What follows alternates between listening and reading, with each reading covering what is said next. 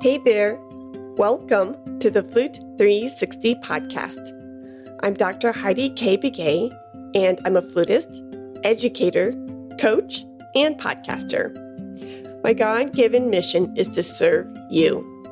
I am passionate about guiding you, the modern-day flutist, to discover your unique voice on and off the stage. The goal of this podcast is to help you thrive, both as an artist and as a musicpreneur. Go ahead and grab some espresso, your favorite notepad, and let's get to it. Today's episode 243 is titled 5 Years in the Making, Behind the Scenes, Part 2. Attention Flute 360 listener, are you ready to take your flute playing and career to the next level? Have you ever desired to be a part of a flute community but didn't know where to look? Well, look no further because the Flute 360 Accelerator program is now open. This evergreen offering allows you to join at any time and become a part of something bigger than yourself. With access to a mastermind or masterclass, monthly book club, and pocket coaching with me, you'll receive the support and guidance you need to reach your musical goals. Now, don't miss out on this incredible opportunity to accelerate your success as a flutist. To enroll in the Flute 360 Accelerator program today, click the link below in the show notes. See you soon. So between our afternoon nap and your next client call, we are going to record a 10-minute episode. Nice. I can't wait. Cool. So for you, the listener, if you have not checked out E242, check it out because we were mixing things up a little bit through Flute 360, and we were having my husband, Eric J. Begay, put me in the hot seat for behind the scenes of the Flute 360 5-year anniversary. And we are continuing this conversation in today's talk, episode 243, because so many of you resonated and had a fun time listening into this wife-husband duo that we wanted to continue the conversation. So thank you for being here again, Eric. Thank you for having me. Yeah. We just had a great, lovely nap with our 4 cats piled on top of us, and now it's time for afternoon espressos and lunch. Yeah, when you're around 40, you need that nap, right? Yeah, very true. When you start hitting the 40s, or in your case, early 40s, that nap is essential.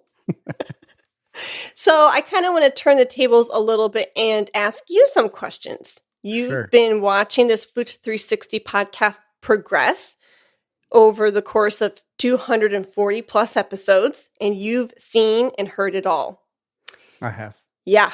So you mentioned in last week's episode that you've learned a lot from my Flute 360 guests, even though you are a guitarist and an audio video engineer.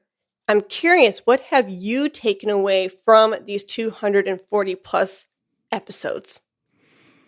Yeah, sure. A lot of the guests that you've had, especially the entrepreneurial ones, people like Kathy Blocky and what was her name? Rachel Okbadon? Oh, Rachel Okbadon. Yeah. They are doers. Like they went and took their career in their own hands and made it what it is today. And nothing held them back, really. They just went with an idea and let it blossom. Now, it looked like it was simple and fast, but actually they put a lot of work into it. And it was a slow work in progress. And, you know, we here in America, we're like impatient. We want results like overnight. Yesterday. Yeah, exactly. And so, but everything takes its time. There's a gestation period, just like growing a plant. And I've learned and I've heard every one of these guests, doesn't matter which one it is, it's the work they put into it, and then they let it blossom. What we're seeing is just on the other side is just the packaged part. Yep. We're seeing it all come together and we're like, wow.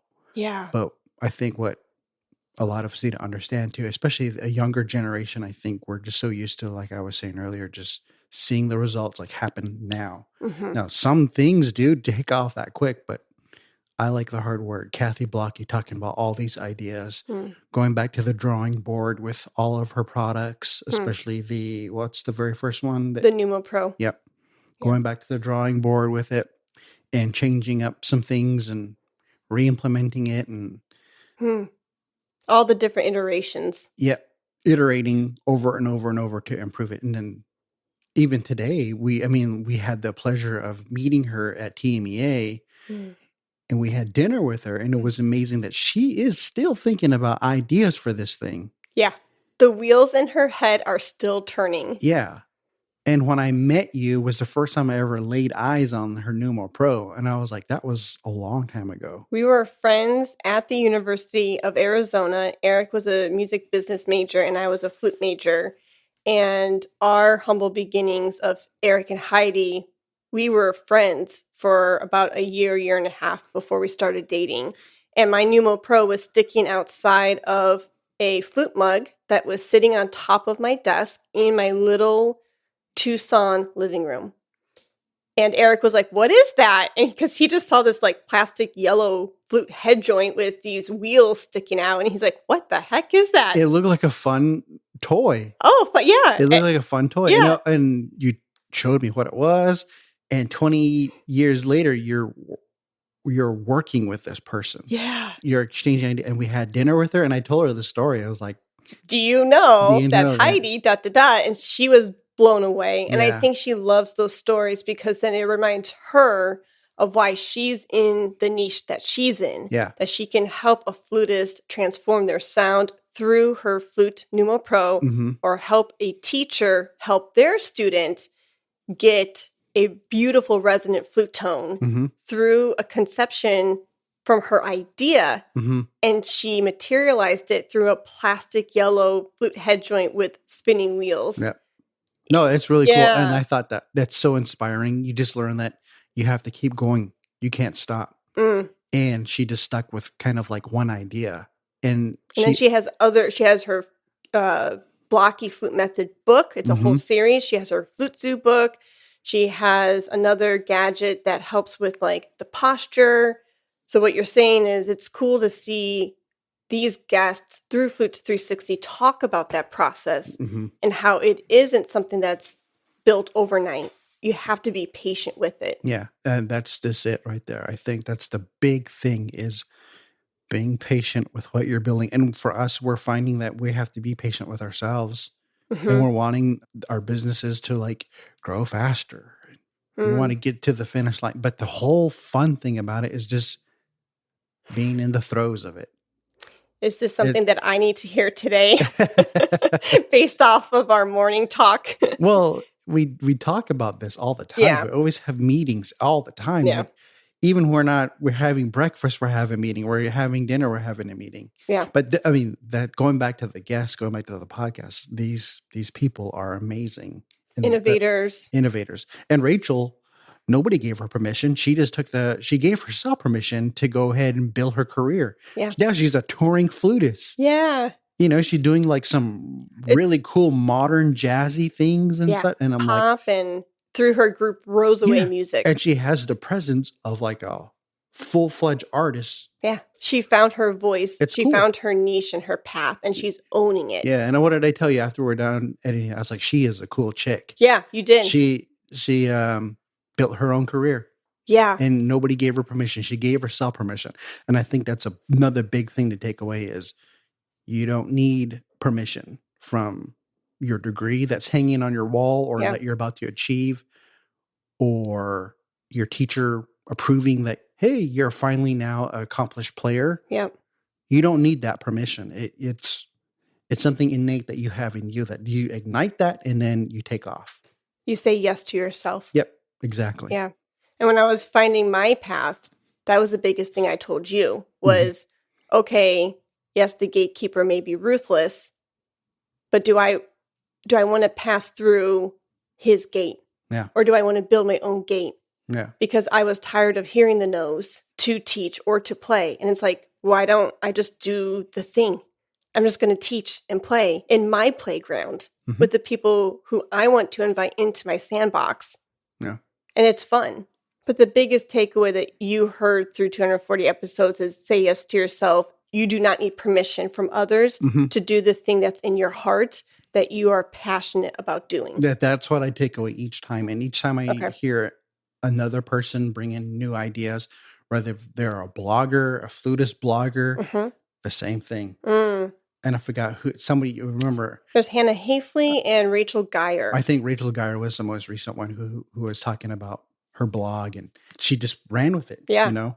Creative rebel. Yep. The creative. Yeah. Now I remember. Now I start to get lost because I hear so many of these every week. I can't keep track of the ideas, but I know they're awesome, you know? I do flood him with tons of episodes and content. And we have a Trello board where I say, okay, episode 240 blank is going to be this guest. Here are some notes. And then I've got probably 20 cards up right now. Yep. And that's why he's like in this beautiful whirlwind of content, because I just flood him with so many different recordings with my wonderful guests. And the funny thing is, to say this again, you're just one client of mine. Yeah. I have so many more other clients. Oh, that's true.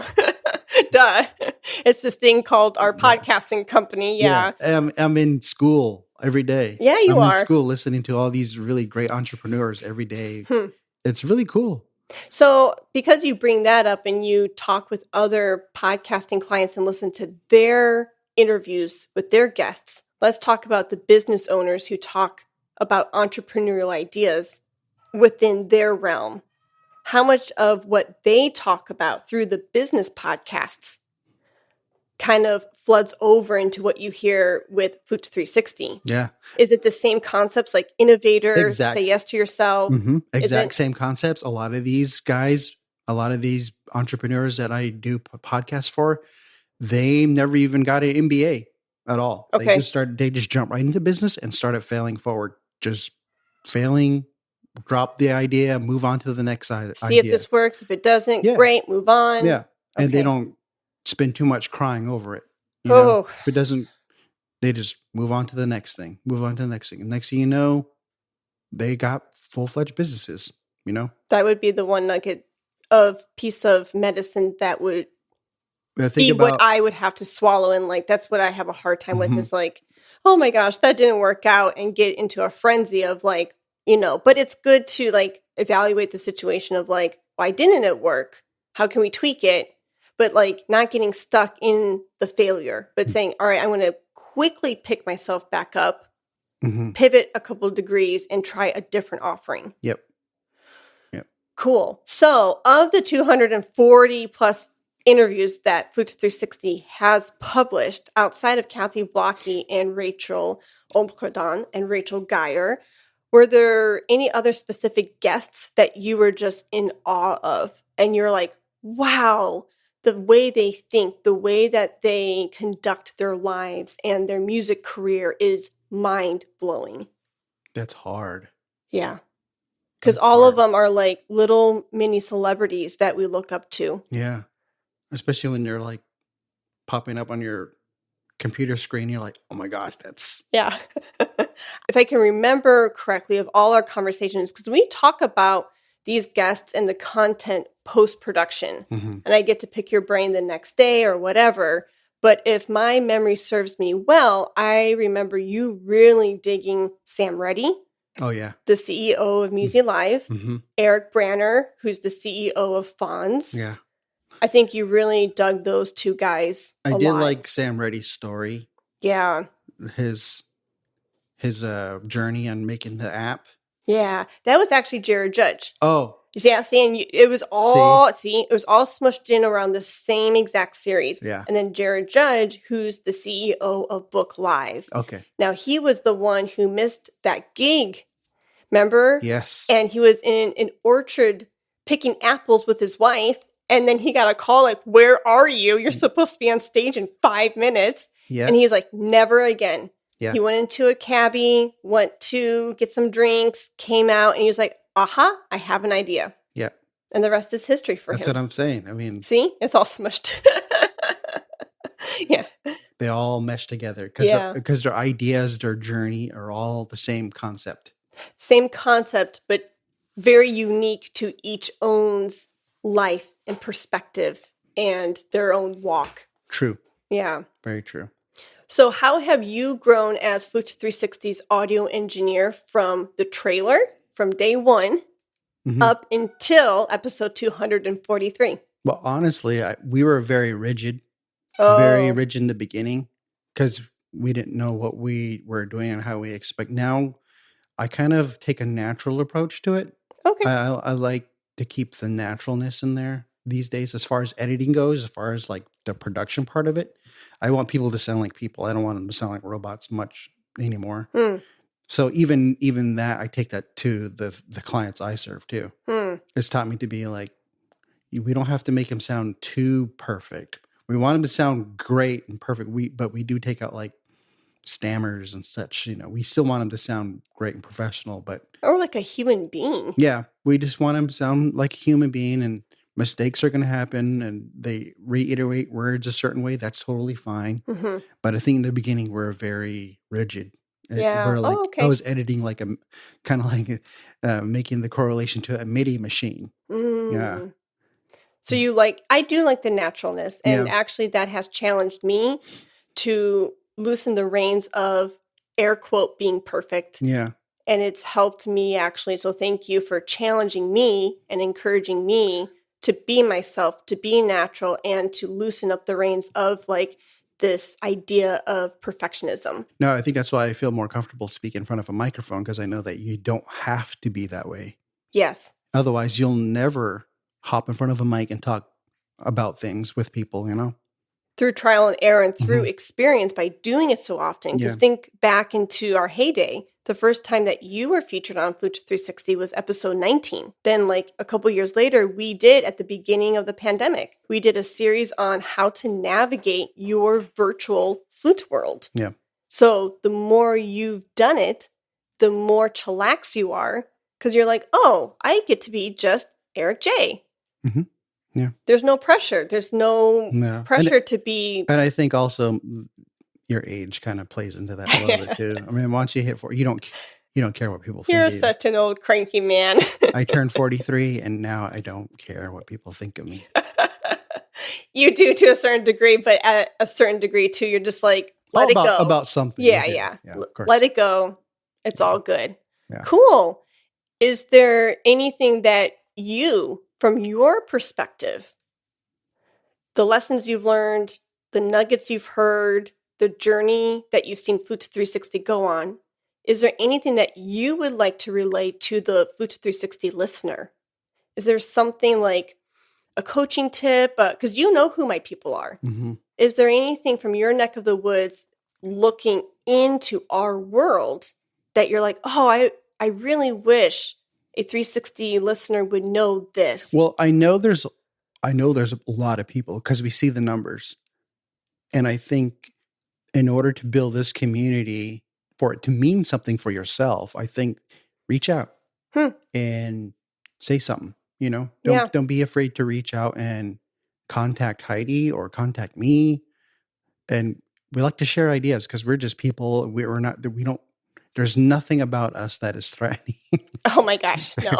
Or I'm just a silly dude and Heidi's just my amazing smart wife who just is an implementer, but she's just like myself too. And we're both silly together. Yeah. But reach out and just ask questions and we're glad to help. I get a high off of that when somebody asks a question and just willing to drop free advice, Yeah. I got like so much free advice in my life, and that's what put me here too. So yeah.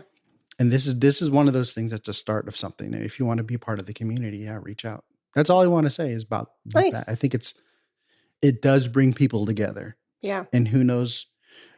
I remember asking one question and I ran that one answer I got from our engineer just told me one thing. He said, cream rises to the top and just do the best work you can and people will flock to that.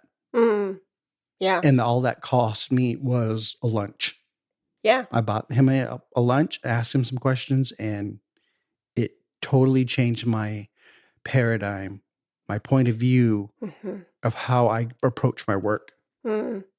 So those small things there can really set you on a different trajectory in your career. Yeah, people can influence you in such positive ways, but it takes you, the person, to initiate that conversation, pull people into your orbit, and start up that dialogue. Because that one conversation could completely shift your paradigm and have you go, oh my goodness, I hadn't thought of it like that before. And funny thing is, it's stuff but you just need to hear it from that one person said a certain way too. And in a particular season too. Oh, yeah. Like I just got off of a recording call with Tatiana, who is through the Flute practice, and she's saying things about her business that I know, but where I am and how I'm pivoting in Flute 360 and our other business arms, I needed to hear within that particular season as well.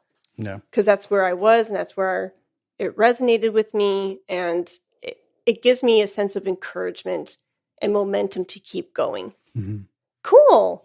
Well, thank you for letting us wrap up episode 242 into today's episode. And I just kind of wanted to put a nice bow on it, from the last week's conversation until today, just so that way we felt like there was a period at the end of this thought process. Sure. Yeah. I'm glad to give feedback. Yeah. And contribute. Yeah. I love contributing to the podcast too. It's a lot of great work. Well, thank you for your contribution. And I'm not just saying that, like really, really thank you for your contribution, because we would not be at... I don't have a choice. Yeah, I really kind of pull his earlobe like, all right. No, he lovingly does it. But we would not be at E243 if it wasn't for you. And so I second what you said about reach out. I'm going to go ahead and drop the 15-minute chat link in the show notes below. So if you do want to reach out and talk with either myself or Eric, go ahead and schedule a call so we can get to know you that much better. And 15 minutes sometimes is all you need just to introduce yourself, say hi, where you are on your journey, and how we can help further. We would love to support you in that way. Thank you so much for tuning in, and I will see you guys and talk to you guys next week. Thank you so much. Bye. Are you a flutist frustrated that your instrument doesn't accurately represent your artistic voice? We hear you. Not owning an instrument that will showcase your musical abilities and let your creative voice shine through can be frustrating. Let us help you change that. At the Carolyn Nesbaum Music Company, we have a team of flute specialists who have been working in the industry for decades, and they have the knowledge and the skill to help you find your dream instrument. They have a wide selection of piccolos, flutes, low flutes, and head joints to match your creative needs. To help you find your perfect instrument, call the Flute Shop at 972-985-2662 to schedule your flute trial today. Or visit their website at fluteforyou.com, where you can check out their instrument selection online. Follow the Flute Store through Facebook, Instagram, LinkedIn, or Twitter for the latest news and updates. The Carolyn Nesbaum Music Company is truly your one-stop flute shop. Let's talk about flute.